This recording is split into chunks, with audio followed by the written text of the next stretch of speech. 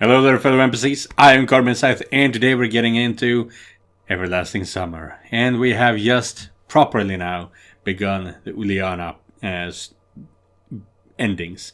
This is going to be the good ending because we are most likely been taking all the good points. So yeah, we are going to see exactly what life will look like if we end up on good terms with Ulyana throughout all of this.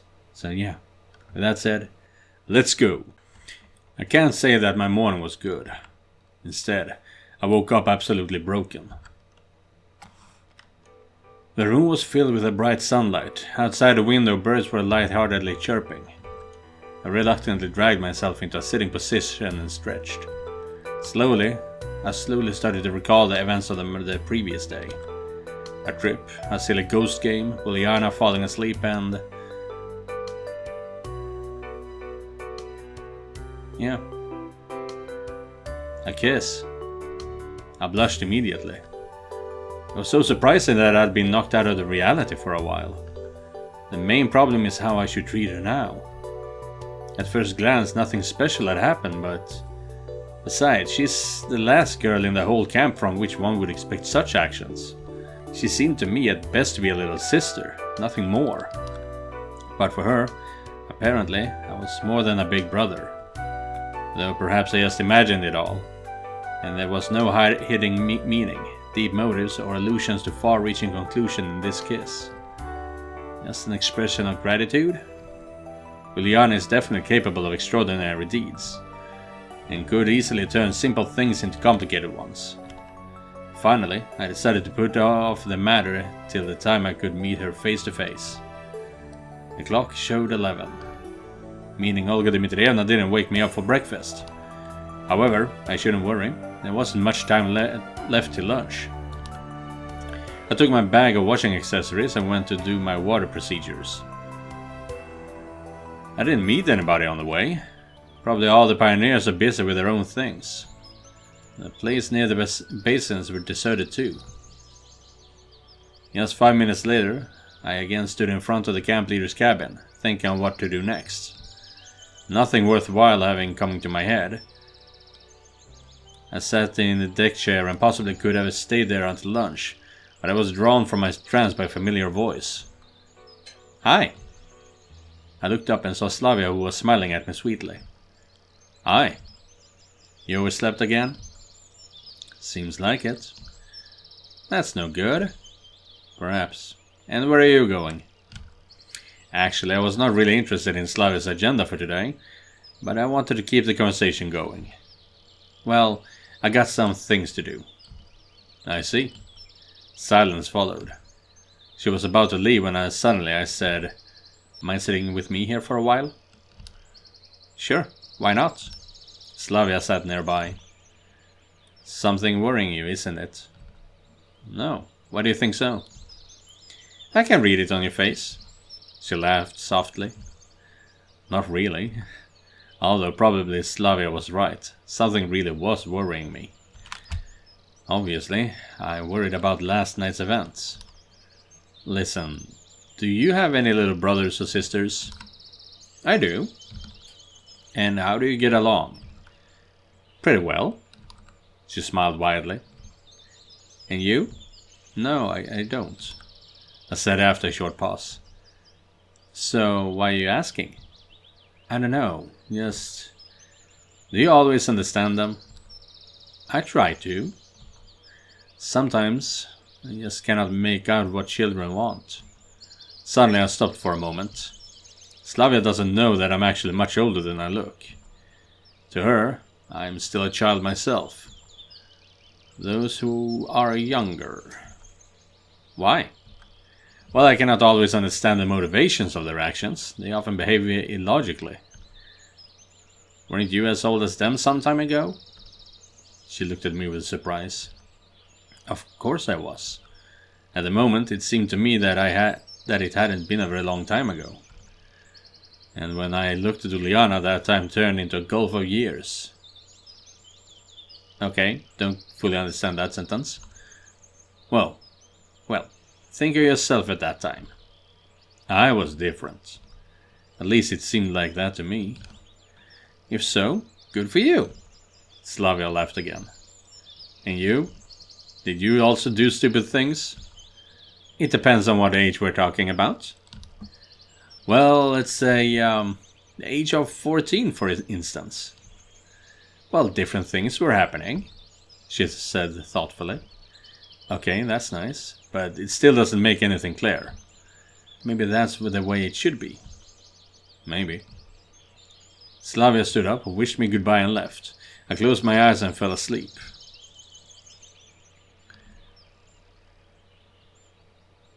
The sound of the bell calling the pioneers for lunch woke me up.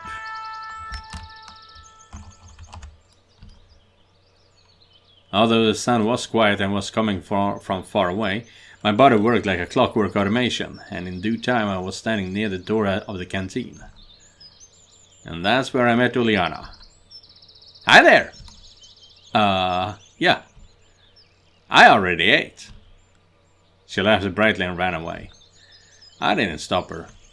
After all, I had nothing to say to her. I took a meal and was already heading to my favorite place in the corner, when suddenly someone grabbed me by the hand. Sit down right here. Alyssa's voice sounded menacing, but at the same time somehow pleading. What happened? I got something to discuss with you, she said with a slightly softer tone. Okay. I sat down next to her. So, what's the subject? You were there yesterday. When they played that dumb prank with the bedsheet? It was pointless to lie to Alyssa. Yeah, I was there. That's... She laughed out loud. Why on earth did you do that?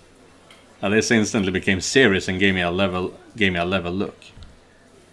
Why don't you ask her? No, I'm asking you now, so you have to talk. I don't know, I rasped.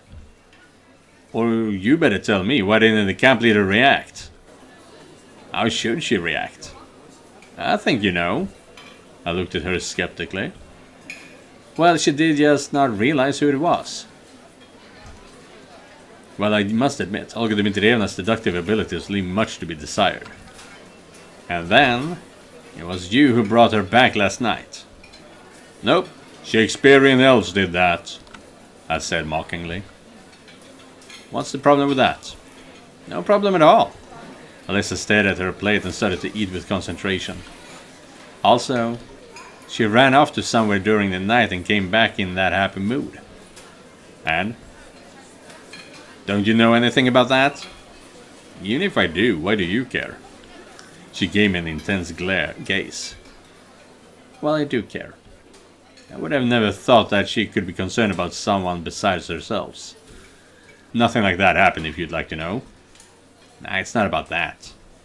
Alyssa replied shortly without looking at me. Probably it was a bad idea to bring up this subject. By the way, what's that, like that? What do you mean? What you just said. What's that I just said? I tried to joke around to confuse her. Hey, listen to me, I'm watching you. Oh, I'm so scared, I said roughly, took my tray and left the table. I definitely wasn't afraid of Alyssa's words, even though they sounded like a threat. In fact, I was more interested by her concern for Ulyana. Of all the local inhabitants, she was surely the last one you would expect to worry about another person. I walked out of the canteen and into a real furnace. The sun blazed so ruthlessly that nobody could stay under his scorching rays. It was time to find some cool and shady place, and the beach seemed like the best place for this. Oddly enough, the beach was not crowded. Perhaps most of the pioneers were scared of the scorching heat, or maybe they just decided to take a nap after lunch. I didn't bring my swimming trunks, so I just sat under an umbrella and began to watch the swimmers. There was no one I knew, and it was better that way, as I had an opportunity to sit quietly and think. 5.5 days have already passed since my arrival, and what has changed? There were a couple of unexplained but completely harmless events, but all in all, it was just a regular pioneer camp. And this was making me even more frightened. What's going to happen next? Another day, another week, and what's going to happen after this session's over? I got nowhere to return to. Maybe, in this time I hadn't been born yet. Or even worse. After thinking all this over for a few minutes, I went back to yesterday evening. Strange. But I worried about it much more than before. On the one hand, I wanted to say something to make the situation clear. But on the other hand, I avoided any meeting with Ulyana by all means, afraid of making a fool of myself with a wrong word or gesture. I closed my eyes and dozed off for a while. Oh, Lena. I actually did expect Ulyana to show up somewhere. When I woke up, I saw Lena by my side. How long have you been sitting here? I asked in surprise. Not too long. Strange that she did not wake me up. Did something happen? I don't know why, but my sixth sense was telling me that she is eager to say something but doesn't dare. No. What about you? Neither. Are you sure? Of course. I smiled. Then what do you want to talk about? Why would you think I want to talk? It seems like it. Nah, not really. A long silence ensued. Do you have any little brothers or sisters? No. What about you? I don't. So why would you ask that? Sometimes I think that I don't understand children at all. Me too. Lena's face didn't express anything. But it's probably got to be like that. What do you mean? How should I treat them then? Treat them the way you think is right. Well, that's the whole idea. I don't know what is right and what is wrong. The more you think about it, the more you'll regret the mistake. Well, that's true, but it doesn't help. I was somewhat surprised by such profound words from Lena. Of course, she said all that with a trace of shyness or modesty, and without inappropriate openness, but still. You mean that I should follow the first idea I get off the top of my head? I laughed. As the saying goes, your first thought is the right one. Do you believe that? I don't know. We sat there for some time, then she stood up. Well, I got to go. Thanks for the conversation. Don't mention it. Lena smiled faintly. I lay down and stared at the burning sun. Your first thought is right, huh? And what if my first thought was to kiss her back? Well, you already said in this video that you are much older than you seem, so don't kiss her back. You know, stick to that. By the way, what was the first thought that came to me at that time? I tried painfully hard to remember, but nothing worked. Not even scraps of thoughts surfaced in my brain. However, in that situation, I could only follow Lena's advice, since it all happened so suddenly. The sun was setting slowly, so I rose and went towards the canteen, as my stomach told me that even the participants in such a fantastic story should have regular meals. Somebody called to me at the square. It was electronic. He ran up to me, caught his breath and said, "Semyon!" Yeah, that's probably me. "Take it!" He handed me some kind of key. What's this? It's the key to our clubhouse. Why would I want it? Olga Dmitrievna asked me to, considering that I will not be returning there today. So give it to Shurik. He has his own business. So take it yourself. I can't. Why not? Listen, just take it. Why would I need it? What am I going to do with it? You can give it back to me later. Listen.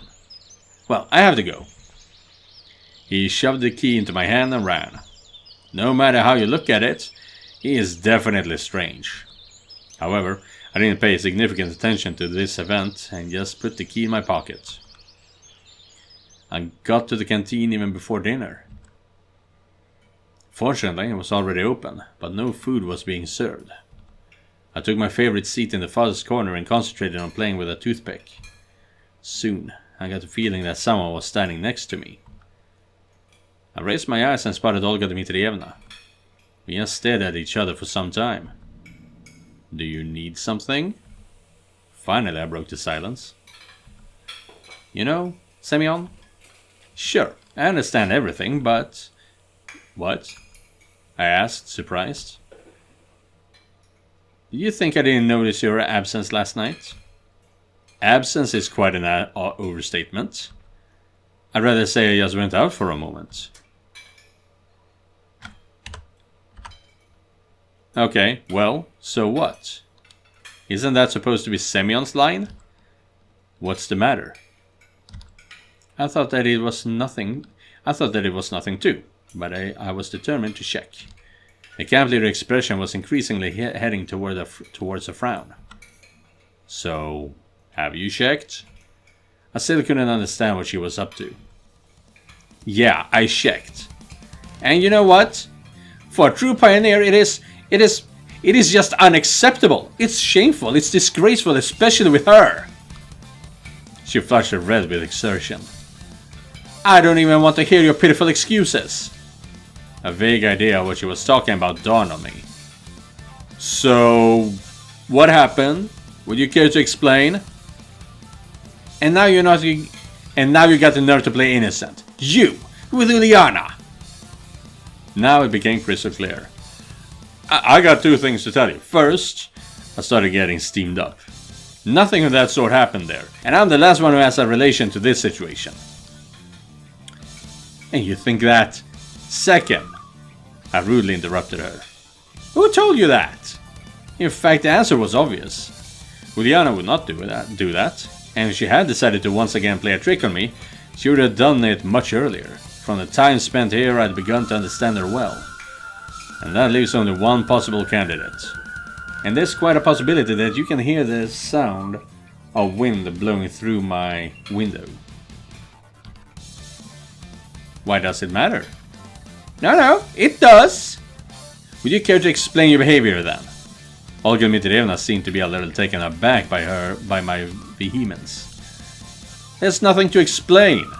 I quickly got up and headed to the exit of the canteen. Semyon, wait! I heard the camp leader's weak prattle behind me. If you act decisively with her, then she is not that confident. So now I have to get things straight with Dvachevskaya. While her pranks hadn't concerned me, or only concerned me indirectly, I could bear it. Just thinking about it, I'd even started to consider her not to such a bad person. I met Slavia at the square. Do you know where Alyssa is? Yes, I do. What's the matter? Just tell me. My words sounded obviously rough, but it seems that she didn't pay it any attention. She's at the music club. Slavia was right, and I met Alyssa near the music club. She was accompanied by Miku. Mind explaining yourself? I didn't waste time on pleasantries. No. What makes you think so? Alyssa gave me a cute smile. Oh, Simin, hi! How nice that you're here too. Maybe then three of us can play something. I have a new song and you know it is so funny. I'm sure you'll like it, I promise. Or we can choose something old. Miku interrupted the conversation. Could you? What?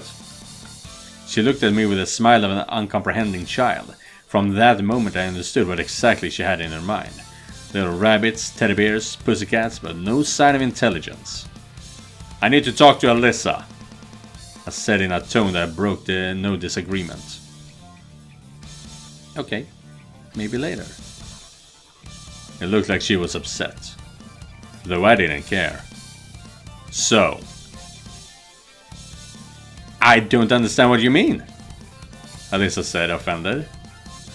And anyway, I have to go. She turned around and got ready to leave. Ooh, grab her armor roughly, try to stop her verbally. And apparently I need to do it verbally. Interesting. Oh, right. I actually need to save here so that we can get that bad ending quickly. I actually think we need to save here. Because this is gonna get us the good ending. Hey, not so fast! She stopped and turned to me. I'm not here to kill you. My words sounded like a joke, but Alyssa flinched. Who told the camp leader that Ulyana came to me at night? I don't know. She pleaded piteously. We discussed it this morning, didn't we? She said nothing, but continued to look at me with fear in her eyes. And most importantly, what's the purpose of telling 1,000 lies? I really don't know what you're talking about. Her eyes filled with tears. Suddenly I felt as if I'd been struck by lightning. What if she isn't guilty? And why did I immediately think of her? Anyone else could easily have seen us at night. You never know. Even Ulyana herself could tell anyone. Are you sure? I asked harshly. Yes! I thought for a second, and this time it was just enough for Alyssa to escape. Now the only true solution is to talk to Olga Dmitrievna again. I found her at the canteen porch. By that time, the sun had nearly disappeared behind the horizon. You came back after all, she began. Olga Dmitrievna, could you tell me honestly who told you about it? I've just spoken to Vachevskaya, it's not her. Ulyana wouldn't do it herself, so who? In fact, I myself didn't realize why I needed to know this. Initially, I was just mad at Alyssa, but now... Well, she hesitated. Some strange girl. But this still doesn't... A strange girl. Oh, really? Ooh, really? I know who that is then. Did not know she was still influencing things this directly, honestly.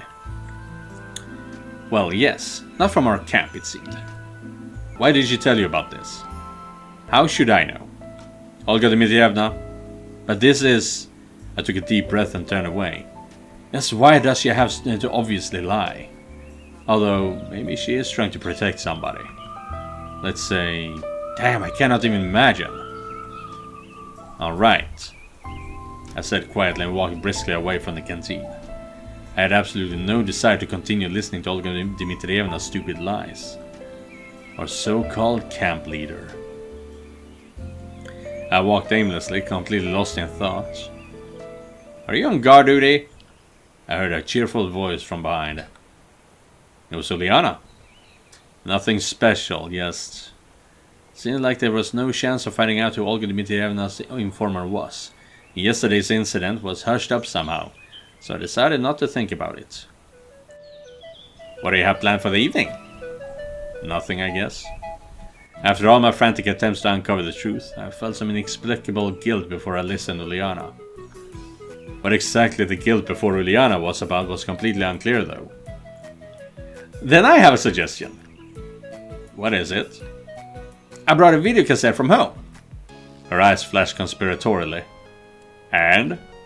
I couldn't even remember when the last time I had watched or heard something recorded on cassette was. With a cool movie on it! Where would you get a VCR here? The word came to me from the past and I decided to test whether my guesses about which time period I had been placed in were right. At the Cybernetics Club, of course! There's nothing there, I said confidently. What about in the back room? She was right. It could be there. Well, maybe. But anyway, it's too late and everything is closed. But we have the key. Ha! How did the electronic know about that? A strange feeling of guilt I felt in front of Ulyana wasn't giving me a chance to refuse immediately. We can get in there through the window.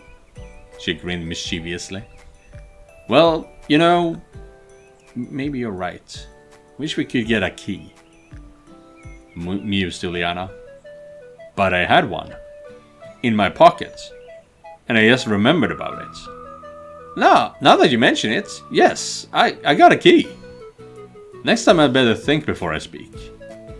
That's good. Then I'll quickly run to get the tape. You wait here and I'll be right back. She disappeared before I could even open my mouth.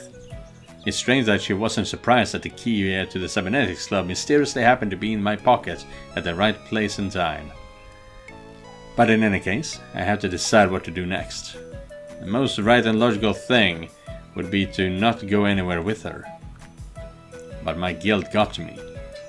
Though it seems to me that there could be nothing criminal in watching a movie with her. But on the other hand, with Ulyana, even the most harmless things can turn into a three-ring circus. At the very least. I was already starting to forget about what had happened this evening, about my frantic attempts to get the truth from Alyssa and Olga Dmitrievna. In just a couple of minutes, she returned.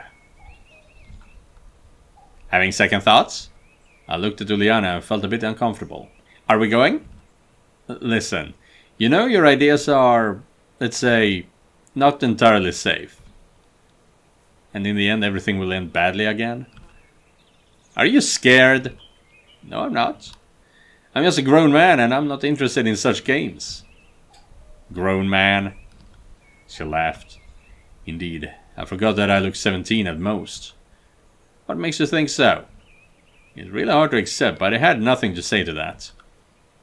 Thinking about it, the whole time I spent here did not display any particular forethought, nor life experience, nor cold, balanced assessment of the situation. Though the other question is, did I ever show those in that life? And in fact, even if I think, I recall some examples of course, but... Okay, let's go. I was so offended by Ulyana's word that I asked, and what is a grown man in your opinion? One who is responsible for his actions, one who does not do anything without thinking about the consequences, one who does not do anything without thinking, okay, yeah. A person who is capable of taking good care of not only himself but also of others. And all that doesn't describe you, that's for sure. I tried to laugh it off. I'm not pretending to be like that anyway, grinned Ulyana. Yeah, she was absolutely right. I do not possess any of those qualities. But I always thought that not being 17 is all that's required. It seems that in general, there is no difference between me and other people, and if I wish I could be exactly like they are. Is that all wrong? In fact, no. Because in this camp I try to behave in the most logical, sensible and proper way. Like an adult. But if even Ulyana says differently, then how can I get out of here? We went in. It took some time for Ulyana to find the light switch. Presto! Italian? Well done! Bravo! I exaggeratedly clapped my hands. Hey, stop making fun of me! She pouted. Okay, what's next? Here! Ulyana went up to the door and into the second room, hesitated for a moment and pushed it open. There wasn't much space inside, seems more like this room was used for storage. Boxes piled on top of each other had formed some sort of Alps in miniature. Various devices scattered here and there reminding me of the chaotic brainstorm raging in the head of a scientist. Bookshelves on the far wall made it clear that this was not a simple storage for unused junk. To my right there was a TV set with a video player sitting next to it. Interestingly, they were not Soviet. I'd bet they were Japanese. At least going by their appearance. Not very surprising, in those days, or more accurately for me, these days, imports already existed. What did I tell you? Ulyana smiled triumphantly. Yeah. Have you seen anything like that before? I have. Perhaps I've got a VCR too. Probably it's lying somewhere in the mezzanine in my house. Seems like you're not surprised at all. Why should I be surprised? A Japanese TV set, a video player. You look like you often see such things. Not too often lately. I agreed lazily. You are so gloomy. Nevertheless, okay, take it. She handed me a cassette. I turned it over in my hands, but did not find any sticker or label on it. So what's on it? I don't know exactly, mused Ulyana. But I'm sure it's something very interesting. Yeah, let's hope it is, because I remember that I actually, we in my family, got a big bag of old video cassettes. And you know, movies, they're for children essentially, even if they are some for an older audience. And when we looked through them and started watching one of them, we realized that that entire bag of videos was softcore porn. I didn't tell any of the parents, my parents, So I just kept on watching them. Soon the logo of a well-known American film company appeared on the screen. Here, watch! Ulyana even started fidgeting impatiently. I'm watching! A few minutes later, I realized that the tape contained a famous film from the 80s.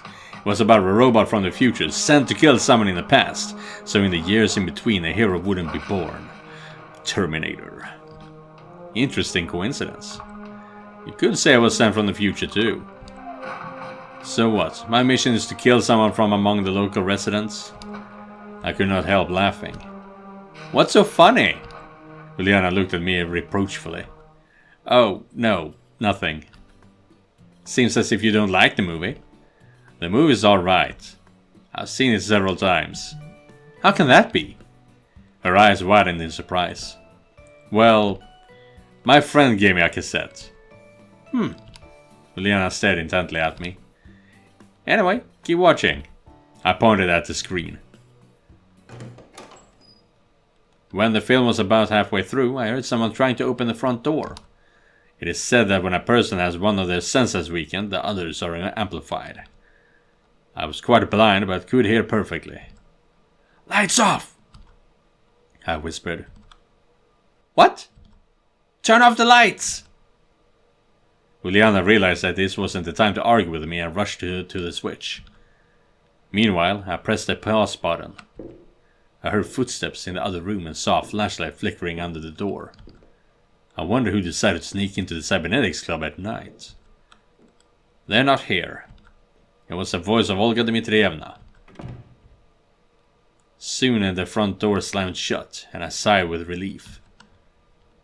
See that? Again! That's because of you! What? Ulyana stared at me in surprise. Why else would she come here at night? She's definitely searching for us.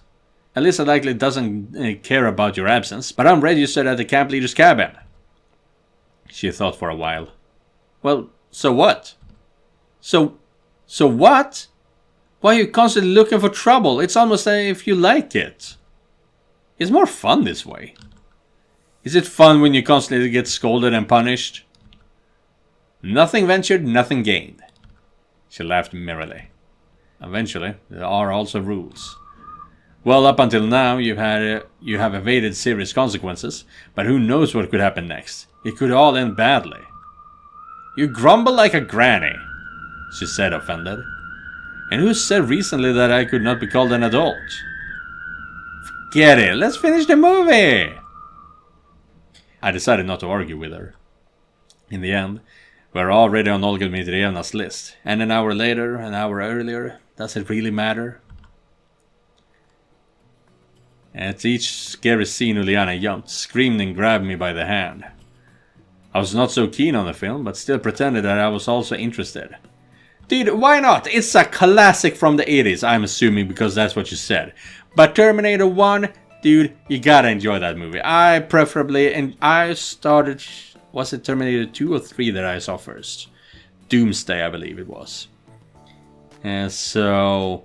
I think that's 3. But yeah, that's the one I saw first. But the Terminator movies, the original ones, they're good. Apart from the evil robot, there was a good man sent from the future to prevent his evil deeds. Maybe I'm not here with the goal of becoming a ruthless killing machine, but on the contrary, to change or prevent something. To prevent some event, for example, or to stop someone from some wrongdoing. The analogy is fairly interesting, but it's not based on any real facts. I don't have a shotgun in my hands, I'm not wearing a leather jacket, and I haven't got a motorcycle to ride. I don't even have sunglasses. Look! Look! The next chase with the shooting and the destruction of various types of wheeled and propelled vehicles was unfolding on the screen. Do you think the good guy will win? Of course, I knew the answer. Obviously! Good always triumphs, she said seriously. If we consider that Ulyana often succeeded in her silly ventures, the meaning of the word good gets seriously twisted. Wait, but you've already watched it! Yeah, I just wanted to know your opinion. Soon the film came to an end. During the final scene, Ulyana ran around the room, trying to get a better view of everything happening on the screen without missing anything. Ha! She gasped with relief when the ending credits started. Liked it? You need to ask, of course! That's good. And I can see you didn't really. She squinted slyly. Well, it's a film for kids after all. No! It is not a movie for kids. What kind of movie are you watching? Really? Well, yeah. So what? Nothing. She yawned and sat on the floor with her back against a pile of boxes. It's probably time to go to sleep. I'm tired and won't go anywhere. As you wish. I'd better go then. Hey, wait! Ulyana immediately jumped up and grabbed me by the hand. Will you leave me here all alone? Well, if you want. Should I carry you to your cabin? I said uncertainly. In the end, I was already experienced at that. No, I want to sleep here. She rummaged in a box next to her and pulled out some sort of blanket and pillows. Again, the same story. I sighed. Just think, Olga Dmitrievna is already looking for us, and if we spend all night here... Well, firstly, she's looking for you. That has nothing to do with me, laughed Ulyana. Even if that's so, then you'll be caught too. What makes you say that? And even if I do get caught, that's okay. I'm used to it. Why are you so stubborn? It's only a couple of 100 meters to your cabin. As well as that, you couldn't say that Ulyana was completely exhausted. I'm so tired. She wrapped herself in a blanket, turned away from me, and began to diligently fake loud snores. Okay then, see you tomorrow. I tried to leave, but Ulyana grabbed my hand again. Well, now what? She didn't say anything. She looked at it as if I'd scared her. Right then, what I should do was completely unclear. Our little cassette adventure was idiotic from the beginning, but now it was beyond my comprehension. I had no idea what the logic behind her actions was, what the meaning and motivation was. However, despite all this, I couldn't firmly say no. Something stopped me, maybe a sense of duty or pity, or the patience which must be shown when communicating with children. Okay, what do you want from me? Go to sleep with me! Seems like I've seen it somewhere already. Well, let's assume... I turned off the light and nestled beside her. Good thing it was summertime, otherwise sleeping on the wooden floor would not be the best idea. The lack of a mattress is not even worth mentioning. Why did you agree so easily? I could hear her resentment in her voice. You asked, so I did. In fact, I was completely unconvinced that Ulyana will fall asleep quickly, as always, and I will carry her to her cabin. Basically, it's a good plan despite the fact that I will again serve as a beast of burden. Hey, talk to me. Just sleep. You're the one who wanted to. Just talk! About what? Tell me something interesting about yourself. Funny story from your life. My life is not that action-packed. Nothing to recall at all? Even if I had something, telling her was not the best idea. Nothing at all. It can't be that bad. I turned to Ulyana. She was lying with her eyes wide open, staring at the ceiling. It can. Trust me. But that's so boring!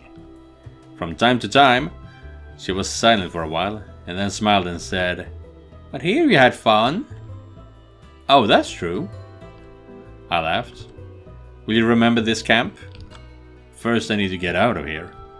Of course I will. And the others? I will. And me? And you. I said it with all an absolutely even tone and, to be honest, without really thinking about the meaning of her questions. And I will... whispered Ulyana. Immediately I felt her head dropping on my chest and her hand wrapping around my neck. Comfortable? Yeah. She murmured. You haven't found a better place? She shook her head slightly. Well, let her lie like that. In the end, maybe she'll fall asleep faster.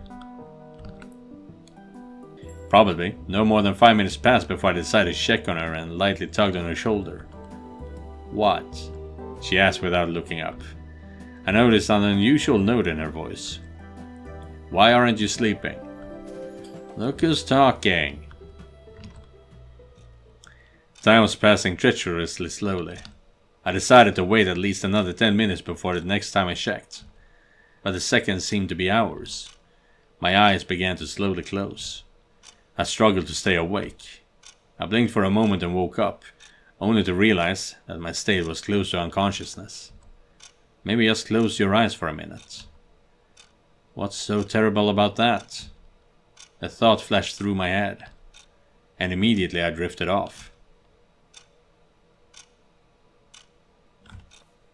Day 7. Yeah. Oh, so we're doing the last choice in this in day 7, huh? Did not expect that. Well, that's good, fun to know. But yeah, that will be it for today's episode. So, in the next 1 or 2 episodes, we're going to run through the bad and the good ending. Good and bad ending, I mean. So yeah. Gonna be fun to put in a Terminator in the thumbnail for this video. Well, yeah. Thank you guys for watching, and thank you Joseph for donating directly to my Ko-fi page. If you guys want to help me out, you can do so by clicking the link down in the description. Don't forget to like and subscribe, and I'll be seeing you guys in the next one. Goodbye everyone.